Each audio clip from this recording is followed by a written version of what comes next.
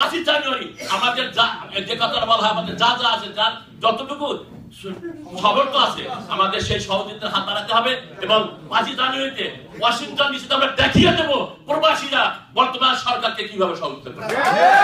এবং আমি আপনাদের সেজন্য ধন্যবাদ জানাচ্ছি যে আপনারা এই ব্যাপার নিয়ে কেউ কোনো বক্তব্য রাখেন নাই। সেজন্য আমি আমার বক্তব্য এখানে শেষ করছি, অনুষ্ঠানের সমাপ্তি ঘোষণা করছি। জয় বাংলা, জয় বাংলা। আপনাদের নৈশ বুঝের ব্যবস্থা আছে, আপনারা ইউজ করবেন। জীবনটাকে যুদ্ধ করে প্রাণের মায়া সঙ্গ করে জীবনের সাথ নাহি পায়।